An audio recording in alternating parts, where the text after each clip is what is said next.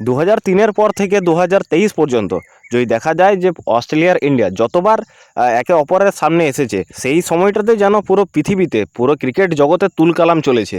India Australia ঠিক যেরকম India Pakistan নিয়ে চলে, ঠিক ইন্ডিয়া অস্ট্রেলিয়া, হয়তো ইন্ডিয়ার থেকে অস্ট্রেলিয়া অনেক এগিয়ে আছে আইসিসি ট্রফিগুলোতে, কিন্তু এই 2024-এর টি-20 যে সুপার 8 খেলা চলছে, সেখানে এই ম্যাচটা চলে এসেছে ডু আর ডাই। কারণটা অন্য কেউ না, কারণটা আফগানিস্তান। ডু আর ডাই এই জন্য অস্ট্রেলিয়া শুধু একাই না, ভারতের জন্যও সেই মুশকিলটা চলে এসেছে।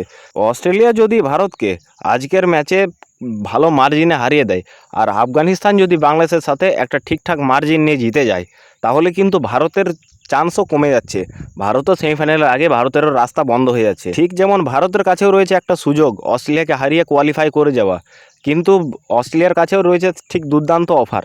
ভারতকে যদি হারিয়ে আর আফগানিস্তান যদি বাংলাদেশকে ঠিকঠাক মার্জিনে হারিয়ে দিতে পারে, ফ্যাক্টটা এরকম চলে এসেছে যে অস্ট্রেলিয়াকে টোটাল ভারতকে 41 রানে হারাতে হবে।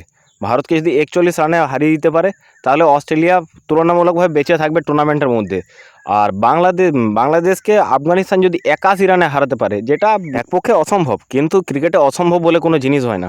ঠিক যেরকম সাউথ আফ্রিকা ওয়েস্ট ইন্ডিজ লেগে আছে একে অপরের উপর নির্ভর করে, একে হারালে যাবে আর ও তার কাছে হেরে গেলে চলে যাবে। তবে ভারতের কাছেও রয়েছে একটা সুযোগ, যেটাতে 2003-এর বিশ্বকাপে যে সৌরভ গাঙ্গুলির নেতৃত্বে হেরে গেছিল ভারত, সেটা হারে বদলা নেওয়া, প্লাস টেস্টে ফাইনালে গিয়ে পরে হেরে যাওয়া লর্ডসে, সেটার বদলা নেওয়া।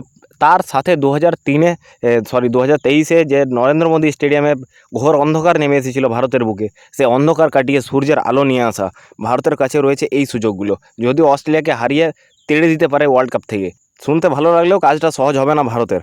কারণ যেখানে ডেভিড ওয়ার্নারের সাথে ট্রাভিস হেড যে 2023-এর বিশ্বকাপে সেঞ্চুরি মেরেছিল ফাইনালে, সেই হেড থাকবে, প্লাস ম্যাক্সওয়েল রয়েছে, মিচেল মার্সের মতো ব্যাটসম্যান রয়েছে, অ্যাডাম জাম্পার মতো বোলিং রয়েছে, মিচেল স্টার্ক যে দুর্ধর্ষ বোলার, কেকেআরের সাথে ফাইনালে কেকেআর হয়ে খতরনাক যে ম্যাচ উইনার প্লেয়ার স্টার্ক থাকছে, প্লাস তার সাথে থাকবে প্যাট কামিন্স। তো এদের হয়ে যে অনায়াসে ভারত জিতে যাবে, সেটা একদম হতেই পারে না, এটা ভাবা ভুল।